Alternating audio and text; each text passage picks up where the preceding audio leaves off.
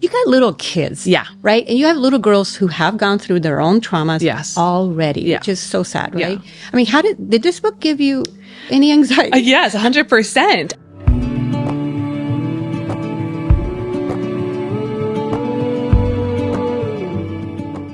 So I'm super excited because today we are starting this whole podcast with a book. Yeah. We get to talk about books, which for those of you guys who don't know, I am an avid reader, a lover of all things books. You are a nonfiction reader. That's right. And It's so interesting. You're a fiction reader. I'm a nonfiction reader. I'm a balance, right? Because I do read nonfiction more so than I feel like a lot of my friends who are readers do. Okay. But it's like one nonfiction a week is like about where I'm at versus... Oh, you're better than me. I would say I read one novel every 5 years. Okay. At the same time, I just read an insane amount of books too. So, I mean, like, I bet you if we do a comparison study, right, it would make sense. It's just, I read, 200 books last year. So that really does show a different, speed. So anyways, today we are, now that we're back on topic, today we are talking about a book, and it's the first book that we've decided to go over, which is titled It Didn't Start With You. And it's by Mark Wolynn. Is that how you pronounce his name? So to give you guys a super brief synopsis on what this book is about, because you and I know all about it, is that it basically is this really interesting book about epigenetics, or about the study of how we and our emotions are even captured because of our family lineage. So maybe something our parents or our grandparents went through then impact us, even if we weren't involved in that trauma. Right. And I think we see it a lot where you don't necessarily look at that where you're not involved in the trauma, but you can see where generational trauma, bringing it back to scripture, has really been seen passed down. Yeah. But you can kind of excuse it away with this idea of, well, we were involved in the same environment, right? So we were involved in the same situation. Maybe, I went through abuse as a child, and then I married someone who was abusive. And so my kid, right? So that it tracks this kind of lineage, versus what he's really going over is it's like in the genetics. Yeah. It's in the genetic code of our body. So even if we never experienced it personally, our family did, so therefore we're impacted by it. That's right. People have, I thought it was so interesting, this concept of epigenetics, that the body has an adaptive ability to kind of learn from someone's actual experience, psychological experience, lived experience,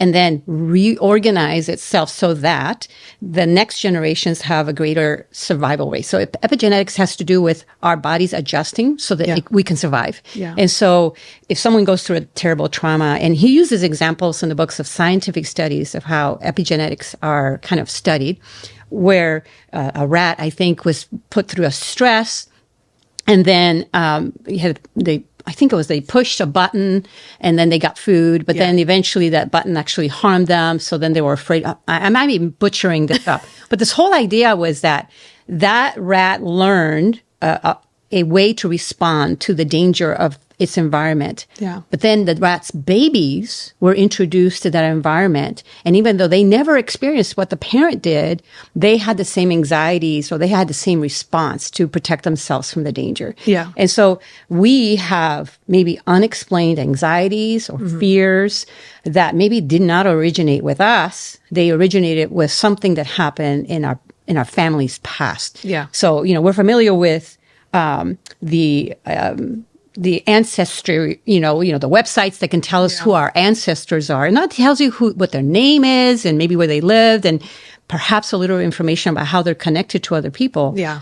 But this idea that he talks about here isn't just about the ancestry of our genes as far as their hair color and all that stuff, but actually our ancestry of experience, of people's traumas and things that affected them so much it affected their bodies, and now it affected us, even though we never experienced what they experienced. Yeah. I thought that was fascinating. It was super interesting. And I will say that the first portion, which is going over all of those pieces, I felt like was so powerful, because it really just does give a lot of really great science and research and information. And I think things that were really important. Yeah. I think that the second half of the book started to kind of escape that science and go a little bit more into personal experiences. And I was left feeling a little bit like, well, now what?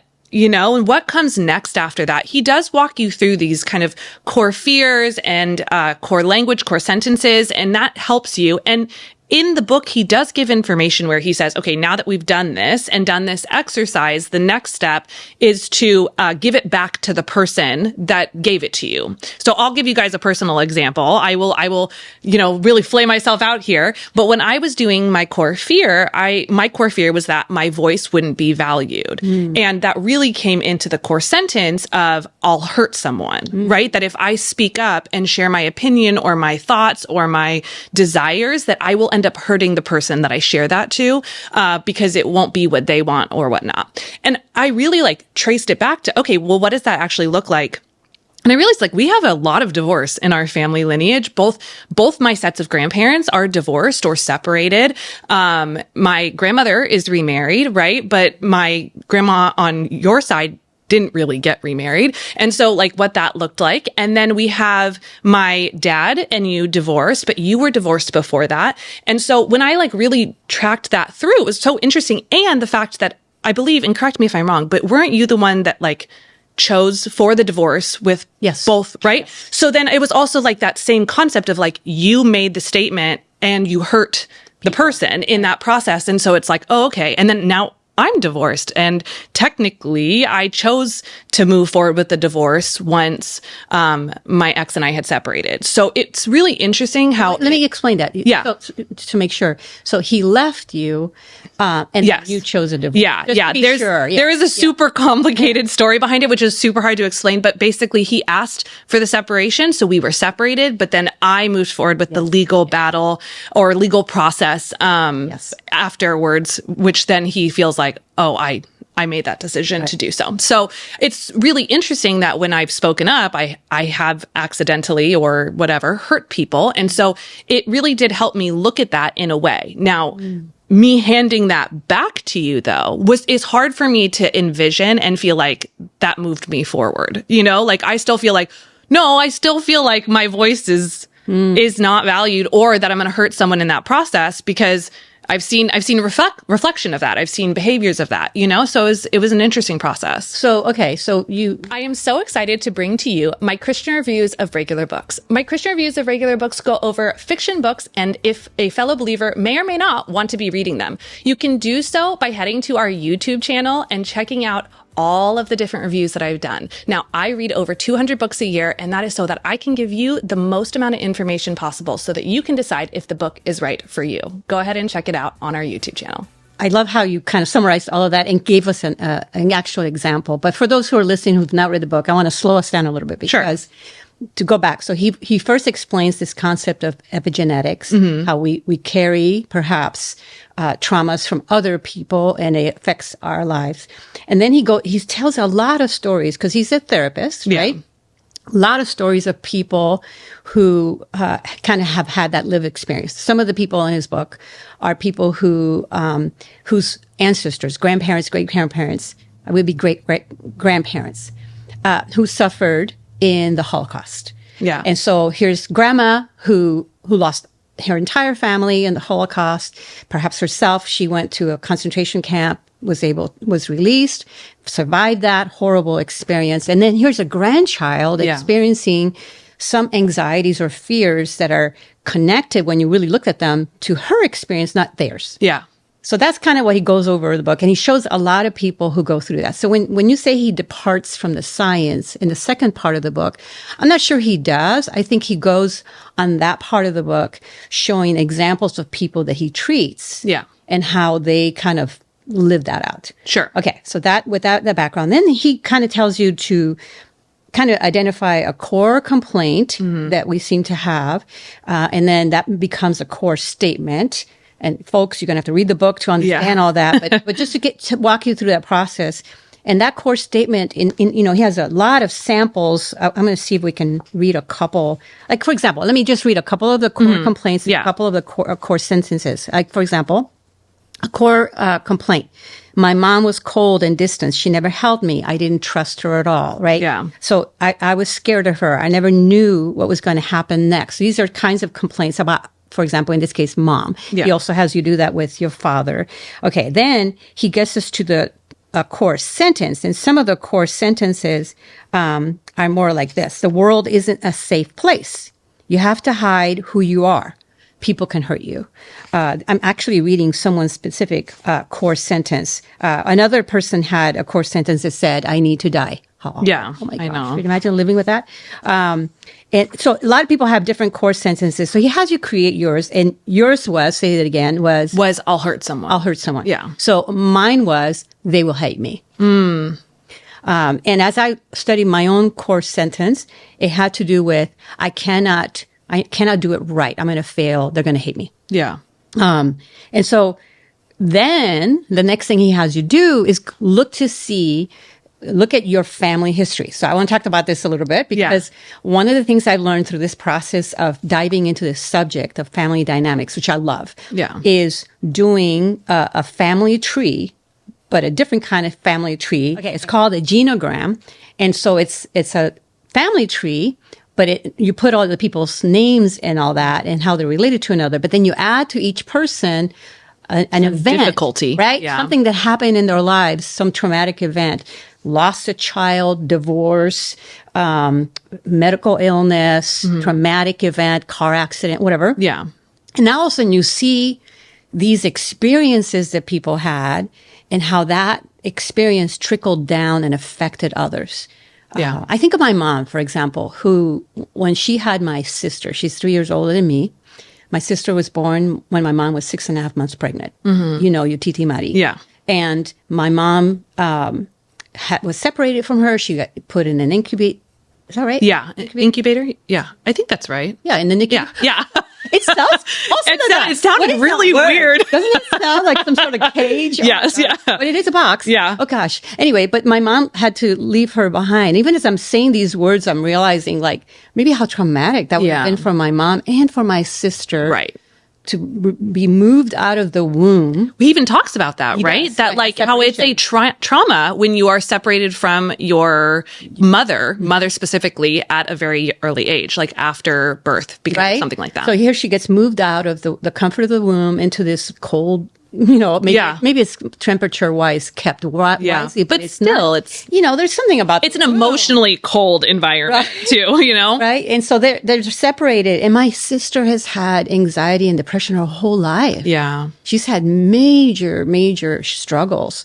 And I look at that and think, oh, that actually, I can see, that makes sense. Yeah. So he talks about that. Yeah. And then he has you, okay, we're going to get to where you went. Yeah. But hold on. Sorry. Can I sidetrack us for a second? Sure. You know what just hit me as a thought is I have a core sentence. Your core sentence is different. I don't remember, and you'd have to tell me if I'm wrong, but I don't remember a place in there where he like actually worked with a mother and child. It's so interesting that like the epigenetics is showing that it carries through, and yet we don't carry the same core sentence. He never touched that. No. It would be so cool. We'll send an email. Yeah, right. Well, no, we're going to have to chat with him about it because that's actually super interesting. Okay, sorry. Now, let's continue on that. I actually like what you just brought up because remember that part of looking back at the genogram is that we might be relating to different people in different ways. Yeah. So for example, my core sentence, as I think about it, I think it comes from my mom. So she was one of 13 kids. She was number 2 child born of a 13 kid family.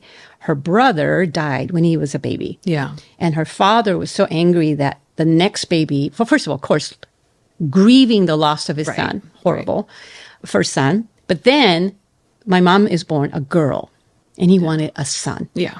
And he called her Luisa because her brother's name was Luis. Yeah. So here's my mom born, right, from the get-go, that she was not appreciated. And then she had a very tragic journey of having to raise the other 11 kids born after her, 9 of them boys. Yeah. Right? And the pressure of my grandfather wanting her to be that boy. Yeah. Then, of course, she raised us 7 kids by herself. Because guess what? She raised with my grandmother. She raised 11 kids with my grandmother. So she had kind of that experience. And my core language comes from her. She couldn't do enough. She struggled so much with people discounting her, maybe even quote hating her. It might be strong words, but I bet you my mom had those feelings. Yeah. And I kind of bought into that. What you maybe purchased from me, let's just say, if you were looking at my story and maybe my own personal traumas, which, I've experienced, how you experience that could be different. So I kind of understand why our sentences are different. Yeah. Because you're seeing it lived out, but maybe some part of your sentence is related to my mom. Yeah. But it also could be your dad. But then what that makes me think is that which I feel like we could probably argue no matter what, but it just goes to show that it's not solely the epigenetics. Yeah. It's not just solely the epigenetics. Maybe a genetic factor played a role. I think you and I have a similar, it's not that far off. It's just your sentence looks internal. My sentence looks external. Yeah. But the kind of underlying kind of is similar. Yeah. And then, so it's really interesting that I wonder if that just shows where you take epigenetics and then you add in, environment, right? Like the fact that I grew up in a home where you guys got divorced when I was 10 and then you got remarried, and where that marriage came in was complicated. And so like what that looked like, I wonder if that played a role into where I ended up now with that core language. Well, not to mention, again, we're talking genetics. So you're not just you're half me, half your dad, and half that entire family. Which also has a similar, story. So, I mean, you and I don't look identical. Right. Yeah. Even though we share genetics. So in the same way, we're not identical in what might be our core sentence in the way that he's describing it. Yeah. So, okay. For sure. All that to say. All that to say. Okay. Yeah. So then moving on to the next thing he does is he has you identify at least a person that comes close to that experience that you believe. And you may not, I had a hard time, to be honest, thinking about, there's so many people in my family I know very little about. Like you said earlier, my mom was never remarried. Well, my mom was remarried. She was, I realized it as I said it. But Kayleigh, you didn't even know. I didn't know that. Yeah. My mom was in her 80s. Yeah. She actually was married for a couple of years. She never told us. Yeah.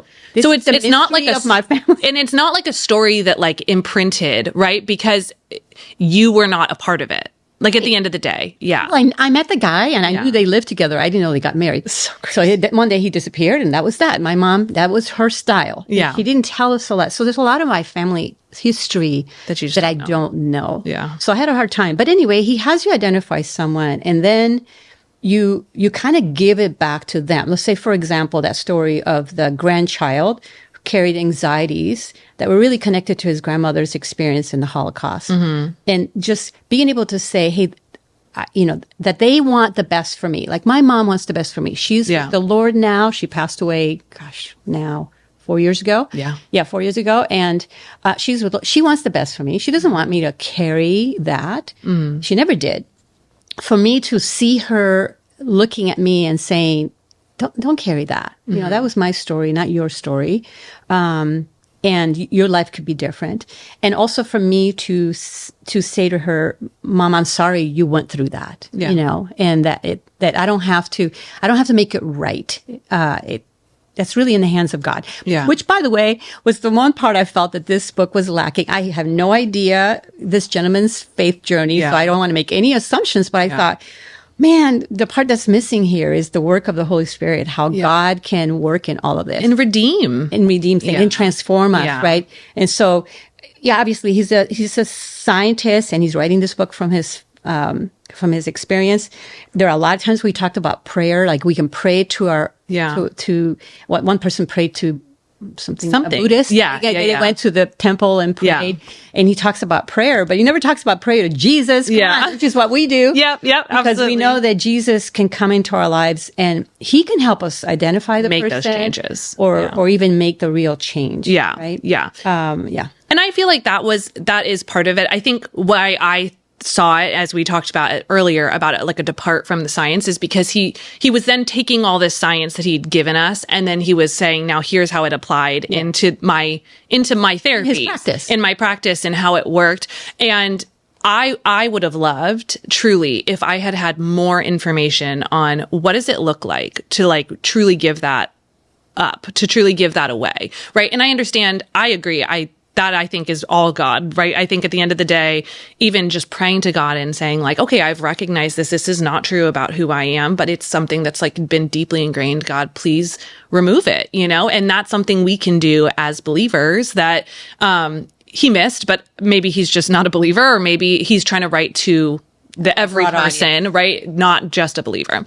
And so I feel like that's part of it, but I wish there would have been more in there about other options, Yeah. What does it look like to actually give that up? What does it look like to reconnect? That's one thing he really did in this book that I felt 50-50 on, is that he really wants you to reconnect with your family or your lineage under all circumstances. Maybe he doesn't believe that, but that's definitely what the book was being told. The book was basically saying like, you have to in order to release it to this person. But you don't have to connect to them in person. I mean, there was someone who wrote a letter but never sent it. Like I wrote a letter to my mom when she was still alive. Yeah. But I never gave it to her. And it was very, very cathartic. It was super healing for me. Yeah. Do you think that's what he was meaning? I mean, I didn't catch that we have to go talk to them. I think that maybe that's what he meant, but if that's truly what he meant, it is important to be more clear, because at the end of the day, let's just look at the person who's coming into his practice. A lot of the people who are coming into his practice who may be interested in this book of like, okay, where is this coming from? What's this trauma? What am I dealing with? That may look at that and then be told, well, you have to go to that person and find that person. And a lot of his book talks about how when we separate from our parents, especially our mothers, right? He was really focused on that point. I think because our mothers carry us, right? So the epigenetics carries a little stronger.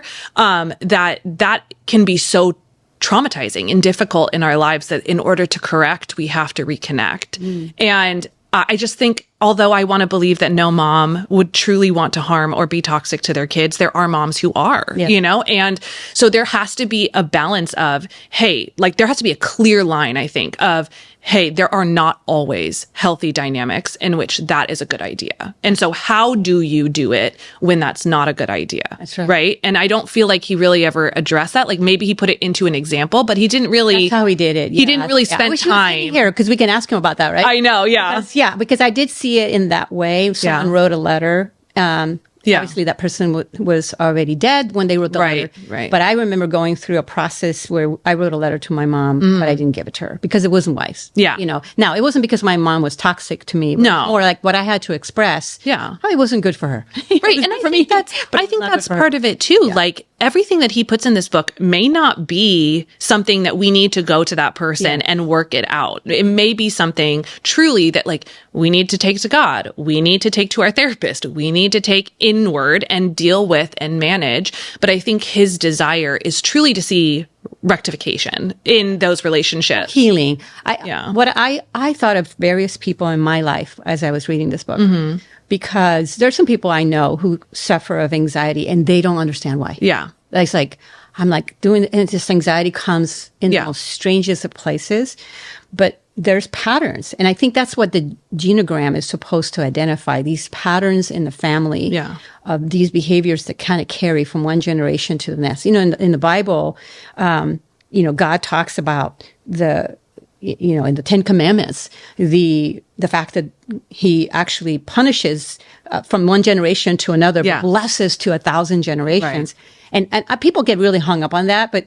I think what God is saying, that there's a consequence. If you behave a certain way, your immediate next generation is going to experience some of your experiences, and so will the next one. And there's going to be consequences to that. Yeah. And so I think he kind of covers that. And I see some of my friends and I think, I wonder if this would help them work through, like, why am I dealing with such anxiety? Yeah.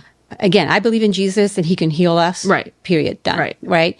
But at the same time, I think he also uses people and even our own journey as a way of healing us. Yeah. And so one thing I really liked, that I appreciate what he's saying, is that we can change our language. We can change what we're saying to ourselves about our situation. Right. Yeah. Like, for me, they will hate me kind of coarse sentence, which is why I overperform. I'm over perfectionist. I work crazy hard. And often I think, why am I doing this? Why am I working so hard all the time? Yeah. And as I was reading this, I realized, it's because I'm afraid that if I don't they'll hate me. Yeah. People will hate me, that I will fail. Right. And so that really moved me. And for me to change that core sentence to like, no, actually, I'm really loved. Mm-hmm. My husband loves me. My children love me. I have friends who love me. I have a community out there. I don't even know. There's people out there who write these beautiful emails. Yeah. And, you know, that show like their care for me is like, I don't have to live under that lie, you know, or that, shall I say, trauma, if we want to say that I really will be hated, because at the end of the day, I'm really hurting myself. Yeah. So I thought of friends and thought maybe this would help them. Yeah. You know, and the passage that came to me was this, when Jesus says, come to me. Yeah. All of you who are weary, right, and tired, you know, to come to him and he will give us rest. Yeah. Like, you know, as much as this is a process and this book helps, it gives us a way to go about it. Right. You know, Jesus is above it all saying like, come to me, come to me. I will give you rest from that. Yeah. You know? Yeah, absolutely. Yeah. And I think it's super interesting. I'm going to like squirrel us just for a second. You made a comment about the scripture about how God says he's going to punish, right, multi-generations, but he will reward us for many more, or bless us for obedience. Our obedience. And I think it's really interesting because I will say there's one unique experience between what that is and what I think this book shares, which is a lot of the examples of this were not, some of them are. And I think there's a lens under which like your parents did you wrong and now you're dealing with the ramifications. But I think also the study about the Holocaust, like their parents and grandparents didn't do anything wrong, right? So how interesting that even though it was like an attack on a parent or a grandparent, still it was a result that caused this negative thing. And so to really take that and then remember what you just said with the New Testament, which is like God will take our burdened heavy yoke and he will make it light when we follow him, that even though we are called to like take up our cross and carry him, that he wants to carry it with us, that we are not alone. Yes. And so in the midst of those really hard things that are going on, maybe that are connected through epigenetics, through multi-generational trauma, that God's with you in it, you know, and it's really beautiful. I also will say on the other side of that, which is, I think this book had really good studies and information. Mm-hmm. I think if someone's wanting to do the work, so now you're saying, oh, I think I have something. This may help someone in a little bit, but I have a book that I think is a bit better. I think it's truly a life-changing book. Like, I loved this book. It's called Loving. This book says it's groundbreaking. So, I mean, groundbreaking. I know. They're really holding on to. I think it's groundbreaking in the epigenetic study, which it is. You know, I think the epigenetic study is really great. But I think if you're wanting to do the work, so now you're saying, okay, I have this stuff. Now, how do I truly like work past it? I think there's a better book. It's called Loving What Is. It's by Byron Katie, and it is a book talking about taking a very hard situation in your life. And maybe you're taking something that happened in your parents' life, and you are challenging yourself with 4 different questions that help you rethink it from a different perspective. And most often when we rethink it from a different perspective, we realize it's not about the other person or even the genetic situation, but it's how we've internalized it and then made it into a bigger situation than it needs to be. I read that book. I literally just inhaled it. I want to reread it multiple times. I think it challenges my brain. Should we do a podcast on that one? I think we should. Okay, because it is. We just brought in a whole new book. Yes. But, and let me ask you, Kayleigh, since you know that book, do you think the two together work well? Yes, I do. I think some of what he does in this book is matched with what she does, but I think she does the healing portion better. Okay. I think he does the research and the interesting diagnosing what's going on in your heart better. And I think she does once you've done that work, what does it look like better? How do you move past it better? Because I do think he gives a basic synopsis on how to release it, how to give it back, how to talk to the person, how to he uses meditation, prayer, visualizing the person and their story. Those are the techniques. Those are his techniques. But then she would basically say, no, we're going to actually change the thought. So we're going to challenge what we have heard about ourselves or believe about ourselves or believe about the situation. Then we're going to challenge it into a different way. Okay. So we'll read that one. Yeah. Maybe not right away. No. We have a whole lot. We have so many books. But we will go back to that one. Okay. So closing a little bit about this. So one thing I do agree with him and I think it fits with the book that you're talking about. Yeah. Is the power of language. Yes.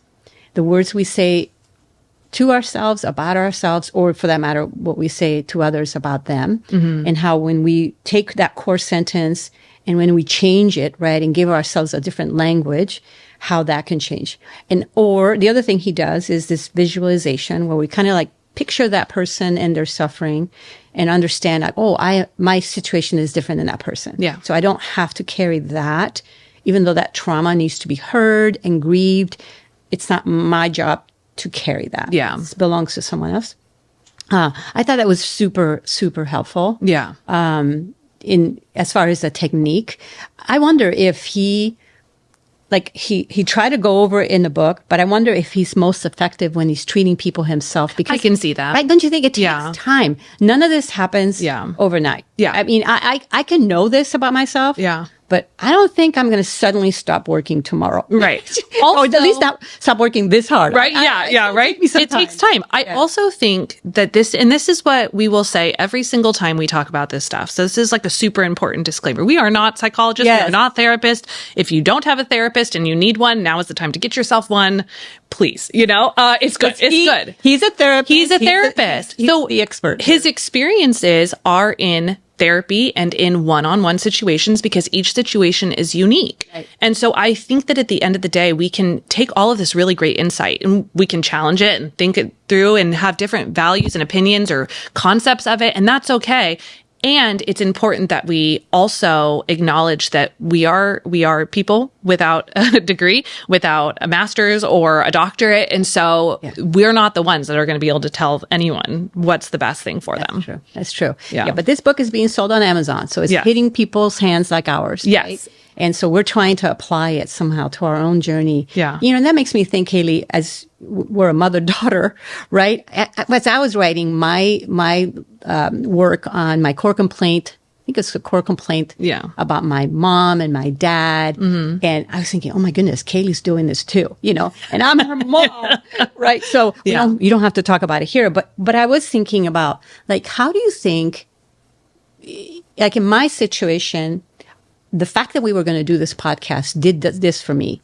It not only helped me read this book from the perspective of my journey and my ancestors, but also as a parent who then I know is affecting the next generation. Yeah. You're a mom. Yeah. And you have 2 little girls. Yeah. Right? So I wonder, how did you feel this material affected you thinking about your kids? Like for me, you're an adult now. All my kids are adults. Yeah. So there's a part of me that, the damage has been made. There's no going back anymore. Yeah, exactly. Yes. Which means like you have the book and you have that other book and you can be working on it. But I'm thinking you got little kids. Yeah. Right. And you have little girls who have gone through their own traumas already, which is so sad. Right. Yeah. I mean, did this book give you any anxiety? Yes, 100%. Okay, so one of the biggest things that gave me anxiety, and I don't have an answer, maybe he could tell me, okay, but one of the biggest things he said was this idea that like when there's separation from the mother. Yeah. Okay, so for those of you guys who don't know, I have 2 girls. They are so cool. But my younger daughter, actually, they wanted to have her in the NICU. Do you remember for a few hours because she was having blood sugar issues and she was really big. She was almost 10 pounds. She was a big girl. And I had to be on steroids through my pregnancy. And so they think it affected her blood sugar. And so they were like really wanting to take her. And I had about a heart attack. Like I had to sign every paper on God's green earth to say, no, you may not put her, she's fine. I will watch her. I will tell you guys if something is wrong.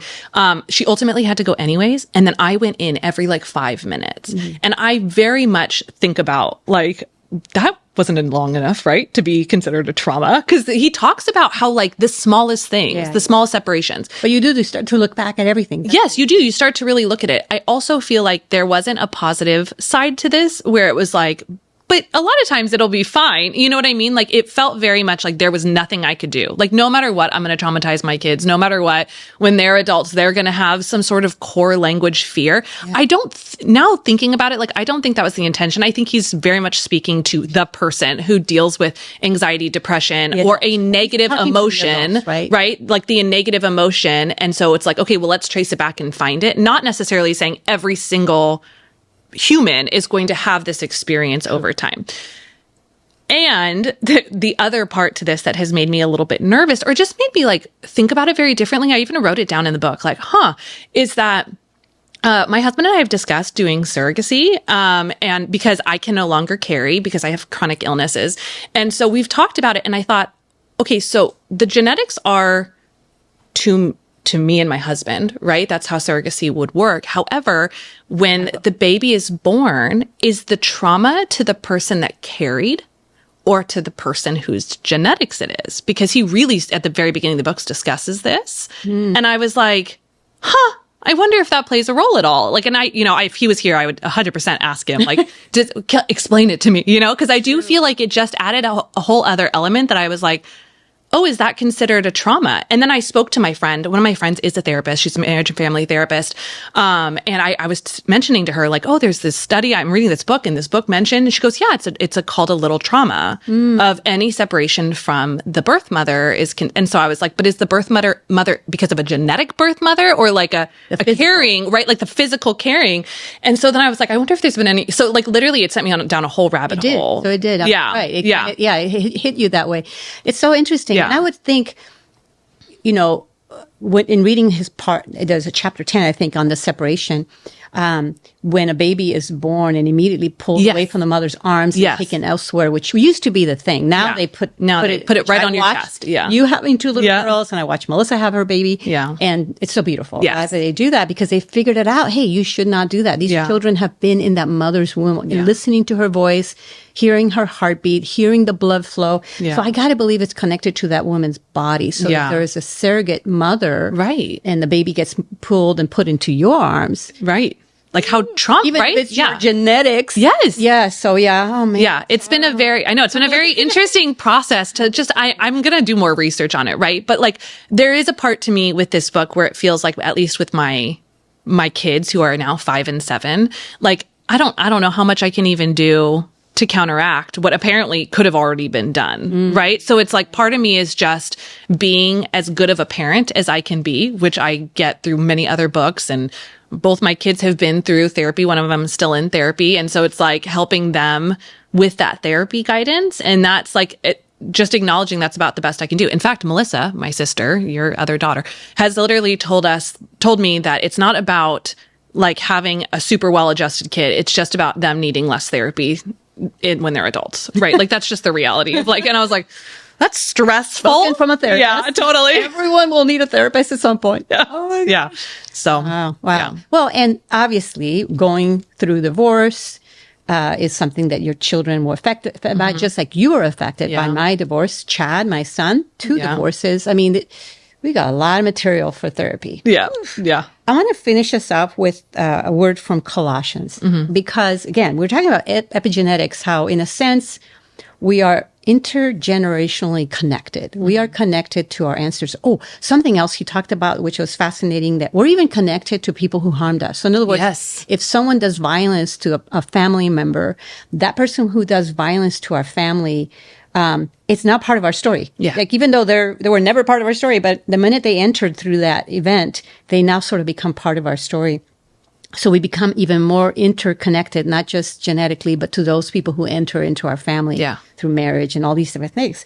And it brought me to this passage. And I feel like after all this discussion, I want to end us with this truth from Scripture that while all that is true, we're actually also connected to something much greater, bigger, wonderful, and good that can heal in every way, everything that we experience, our children, our experiences, our heart, because I don't want people to go read this book and become anxious. You and I got a little bit of like, oh, wow, what's going to happen to our I'm thinking of 10 grandchildren. I worry about all of them. Yeah. And this helped me. And so this is Colossians chapter 1, verse 16, where it says this: For in him all things were created, things in heaven and on earth, visible and invisible, whether thrones or powers or rulers or authorities, all things have been created through him and for him. He's before all things, and this is the underlying part, and in him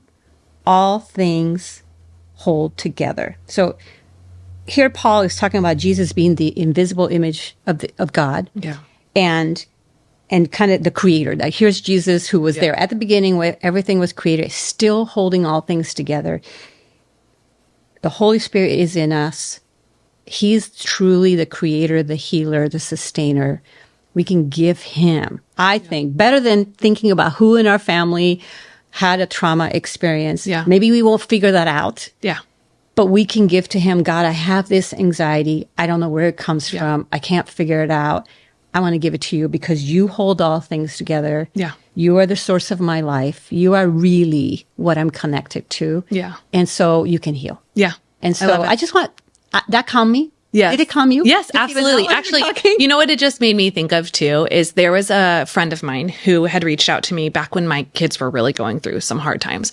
And she said the prayer that she prays in her family with like her very healthy dynamics is she said, I still pray the prayer every day of God fill the gaps for what I miss. That's good. And so I feel like that's just such a good reminder of like, hey, we are human, but like we're actually, that's it. We're human. We're human. So this is a book based on the fact that we're human. Yes. And so humanness happens, but God is holding it all together and God will be continuing to hold it all together and he can fill in all the gaps and spaces and cracks that we miss or our genetics miss or our genetics falter in because he is a good God who will guide us and walk with us in all of it. Amen. Amen. So good. Yeah. I love this. Well, this has been a really great conversation. I am so excited for what's coming on this podcast and on the journey we share.